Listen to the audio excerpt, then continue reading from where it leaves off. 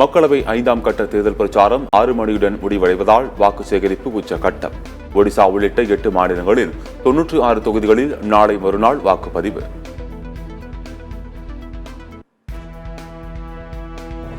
அரசு மருத்துவமனைகளில் தூய்மை பணியாளர்கள் உதவியாளர்களுக்கு 3 ஷிப்ட் அடிப்படையில் பணி நிர்ணயம். பணி நேரங்களை அறிவித்தது சுகாதாரத்துறை.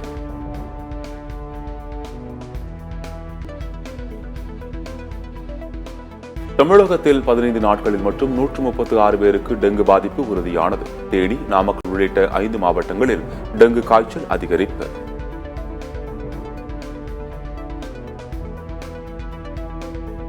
தென்மேற்கு வங்கக்கடலில் 22ஆம் தேதி குறைந்த காற்றழுத்த தாழ்வு பகுதி உருவாகிறது. மண்டல வானிலை ஆய்வு மையம் கணிப்பு. தமிழ்நாட்டில் இன்றும் நாளையும் மிக மிக கனமழை பெய்யக்கூடும். ரெட் அலர்ட் விடுத்த வானிலை ஆய்வு மையம்.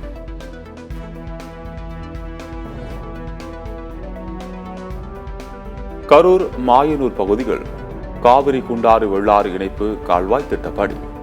அதிகாரிகள் நேரில் ஆய்வு.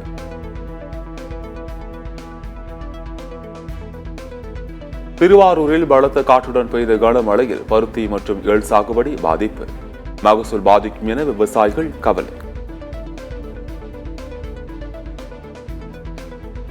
பிரதமர் மோடி பீகாருக்கு எத்தனை முறை வந்தாலும் பாஜக கூட்டணி வெற்றி பெறாது. பீகாரில் அனைத்து தொகுதிகளிலும் இந்தியா கூட்டணி வெற்றி பெறும் என லாலு பிரசாத் யாதவ் உறுதி.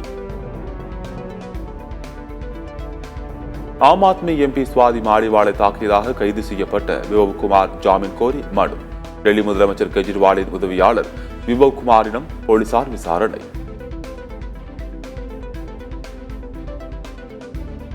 டெல்லி மகளிர் ஆணையம் ஆட்சேர்ப்பு ஊழல் வழக்கில் சுவாதி மாலிவாலை சேர்த்து மிரட்டுகிறது பாஜக.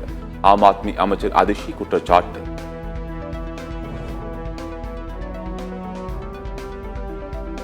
ஆம் ஆத்மி எம்பி சுவாதி மாலிவாலின் இடது கால் வலது கன்னத்தில் சிராய்ப்பு. மருத்துவ அறிக்கையில் தகவல்.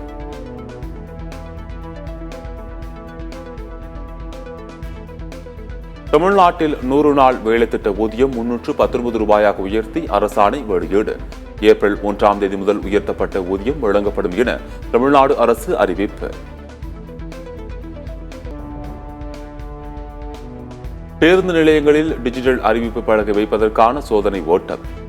மாநகர பேருந்துகளில் வருகை அறியும் வகையில் டிஜிட்டல் அறிவிப்பு பலகை.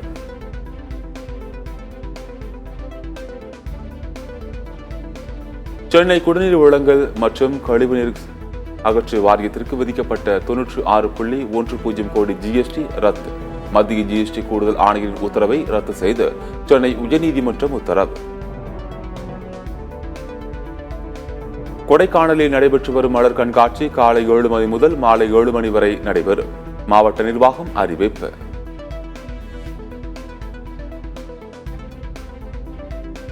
நீர்பிடிப்பு பகுதிகளில் தொடர் கனமழை. கோவை, புள்ளூர் அணை நீர்மட்டம் அதிகரிப்பு. பவானி ஆற்றில் வெள்ளப்பெருக்கு.